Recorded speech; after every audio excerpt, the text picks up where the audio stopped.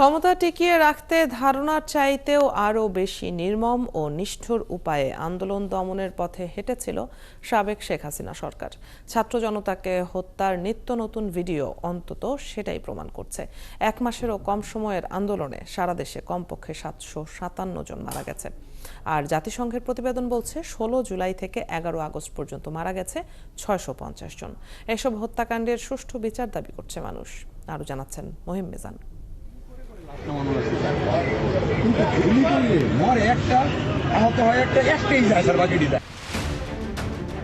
সাবেক স্বরাষ্ট্রমন্ত্রী ও পুলিশের এই ভিডিও প্রমাণ দিচ্ছে কতটা নিষ্ঠুর উপায়ে আন্দোলন দমনের সিদ্ধান্ত নিয়েছিল সাবেক শেখ হাসিনা সরকার।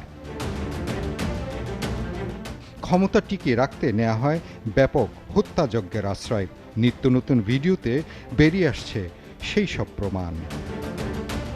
5 আগস্ট শেখ হাসিনা ভারতে পালিয়ে যাওয়ার পর আশুলিয়ার এই ভিডিওতে দেখা যায় ছাত্র জনতাকে হত্যার পর লাশগুলো ভ্যানে তুলে নেওয়া হয় পুলিশের গাড়িতে। হত্যার প্রমাণ মুছে ফেলতে 8টি লাশসহ জ্বালিয়ে দেওয়া হয় পুলিশের গাড়ি। আন্দোলনে উত্তাল ছিল যাত্রাবাড়ি। 5 আগস্টের এই ভিডিওতে দেখা যায় খুব কাছ থেকে ছাত্র জনতাকে লক্ষ্য করে বৃষ্টির মতো গুলি চালিয়ে হত্যা করা হয় অন্তত 35 জনকে। এই ঘটনার পরিণতিতে যাত্রাবাড়ি পুলিশ ফাঁড়িতে আগুন দেয় বিক্ষুব্ধ ছাত্র জনতা।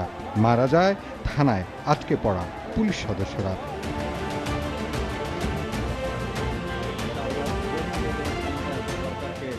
গণমাধ্যমের রিপোর্ট বলছে 16 জুলাই থেকে 23 জুলাই পর্যন্ত সারা দেশে মারা গেছে কমপক্ষে 757 জন।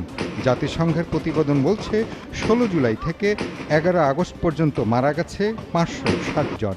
আন্দোলনে মারা গেছে মোট 51 জন শিক্ষার্থী, যাদের বেশিরভাগই শিশু কিশোর। গণমাধ্যমের হিসেবে নিহত 757 জনের মধ্যে 424 জনের মৃত্যু হয়েছে গুলিতে, যাদের মধ্যে 89 জন শিশু কিশোর ও 4 জন নারীও ছিলেন। মহিম মিজান, 71, ঢাকা।